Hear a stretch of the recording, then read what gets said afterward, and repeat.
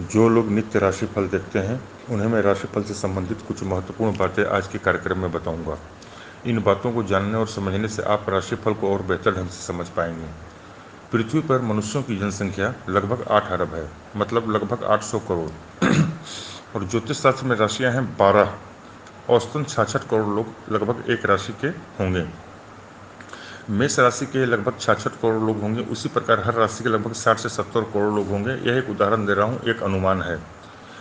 मैं उदाहरण के तौर पर कर्क राशि की बात करता हूँ। कर्क राशि के भी लगभग 60-70 करोड़ लोग दुनिया में होंगे। किसी की कर्क राशि लगन में होती है तो किसी की कर्क राशि अष्टम स्थान में पड़ती है।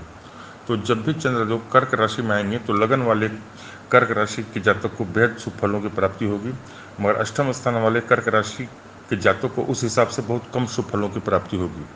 इसके अलावा एक दूसरा प्रभाव पड़ता है महादशा का। मान लीजिए कर्क राशि वाले एक जातक के लगन में चंद्रमा बैठा हो और चंद्रमा की ही महादशा चल रही हो।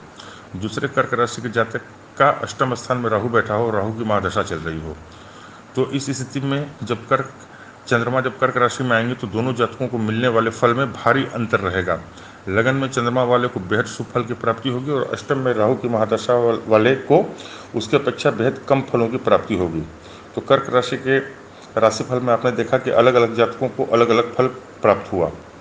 अब एक अन्य उदाहरण देता हूँ राशिफल के बारीकी को समझने के लिए। मान लीजिए एक कर्क राशि वाला जातक IAS हो, किसी जिले में DM हो, और उसी शहर में एक दूसरा कर्क राशि वाला ऑटो चलाता हो, तो दोनों को एक जैसा फल कैसे मिलेगा?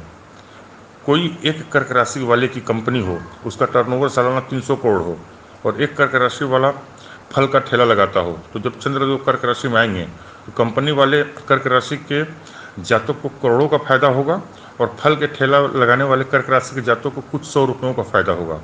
इस प्रकार आपने देखा कि एक ही राशि के विभिन्न जातकों को अलग अलग फल प्राप्त हो रहे हैं। इस प्रकार हमने समझा कि एक ही गोचर में एक ही राशि के अलग अलग लोगों को अलग अलग फल प्राप्त होता है। इसके अपने आधार होते हैं जिसे समझना चाहिए। तो राशिफल देखते समय इन बातों का ध्यान रखें, तभी आप राशिफल को अच्छे से समझ पाएंगे। यूट्यूब और टीवी पर कई बड़े बड़े विद्वान राशिफल बताते हैं। अगर आप इन बातों को ध्यान में रखकर उनके राशिफल को देखेंगे तो आप राशिफल का सही लाभ उठा पाएंगे। उम्मीद करता हूं कि राशिफल से संबंधित सारी दुविधा दूर हो गई होगी और आप नए दृष्टिकोण से राशिफल को देखेंगे और इसका लाभ उठाएंगे। आज के लिए बस इतना ही। मेरे वीडियो को देखने के लिए मेरे चैनल को सब्सक्राइब करें। मैं अपने नए वीडियो के साथ नियत समय पर आप सभी के सन्मुख उपस्थित होऊंगा। तब तक के लिए नमस्कार।